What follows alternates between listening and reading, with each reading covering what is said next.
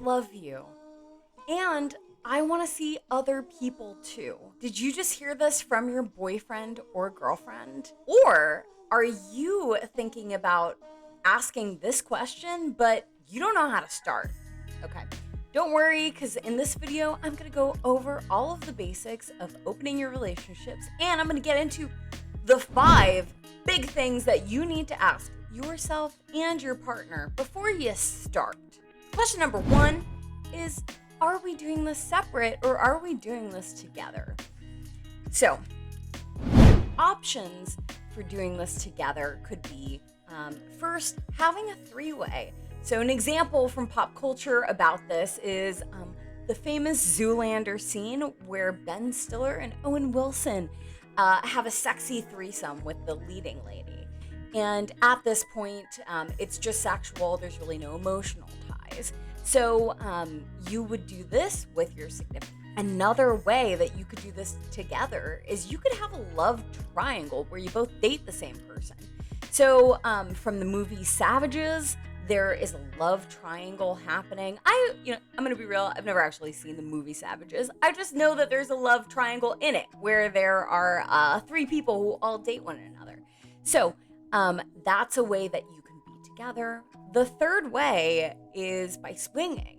And so this is where you and your partner have sex with other couples. So there's usually not a lot of emotional involvement. It's usually more sexual. So a scene to highlight this is the swinging scene from the show You. They never actually end up swinging. I'm not even gonna get into that. That's kind of a spoiler alert, but it's good enough as an example. So the leading couple start to hook up with their friends across the street, right? Okay. Another way that you could do this is you could do it separately. So are you going to hook up with people individually? An example of this would be Shiv and Tom from the show Succession. So they've basically got a don't ask, don't tell situation where they are allowed to hook up with other people while they're out of town, but they don't really talk about it. Or you could date people individually. So this is where you would date people outside of the relationship. This is kind of a polyamorous thing. I'm not going to get into the terminology. That can be kind of like just a lot of jargon. Doesn't really matter right now because we're just talking about the basics. Question number 2 is, what are your limits on sex?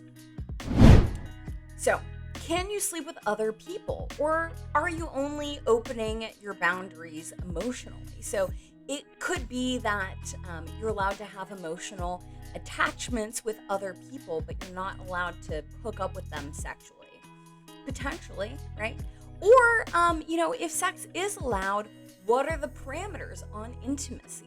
An example of this could be, hey baby, I don't mind if you hook up with other people, but I do not want you to make out with them. Or I don't want you to have anal sex with other people. Stuff like that. Then how are you going to deal with STDs? Are you going to use condoms? Are you going to use birth control? Are you going to get STD checks frequently? Question number 3 is, what are our emotional limits?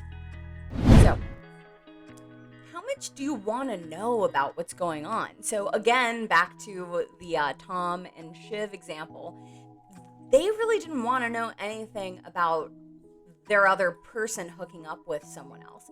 However, there are other people who would be so upset that they didn't get to hear all the juicy details because they find it erotic. Maybe, maybe a guy is like, baby, did you give that guy a blowjob? Like, what did it taste like? Did you lick your lips afterwards? Oh yeah, give me all the juicy details. So everyone's different. This is the thing that you definitely want to think about. So what are going to be your emotional boundaries? This could look like, hey, I only want you to hang out with somebody else once a week. If you do it over once a week, I'm going to be a little upset. Or, I don't want you to get too emotionally invested. I don't want you to meet the other person's family, something like that. So what are the boundaries that feel comfortable for you? Then how do you deal with jealousy? Are you going to take a bubble bath? Are you going to talk to friends? Are you going to journal to deal with? And then emotional reassurance is huge. So this can be really great for getting a person through jealousy. So let's give an example. I am feeling jealous and I want to be emotionally reassured by my partner by saying, hey, baby, when I'm uncomfortable, I really need for you to tell me 5 things that you really love about me. And then I need us to have a date, just alone, you and me, just having time together. Question number 4 is, where are we fishing? And when I say fishing, I am talking about, where do you find these people to hook up with or date? Who is off limit? So, is it not safe to hook up with coworkers? Or, maybe you live in a small town and you don't want to, hook up with somebody from your town. Maybe they need to be out of town.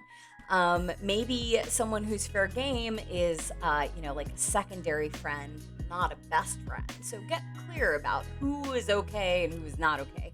Also, can you do dating apps? Can you go on online forums? Can you go to bars? So, let's say you live in a small town and everybody knows that you're a couple in that small town and you don't want to go to a bar and try to pick up a third because you feel like people are going to judge you. So maybe you need to go to a different city to do this. How are you going to handle anonymity? Do you have to be quiet about this? Or is this something that's no big deal and you don't mind other people knowing that you're alternative in some way? Question number 5.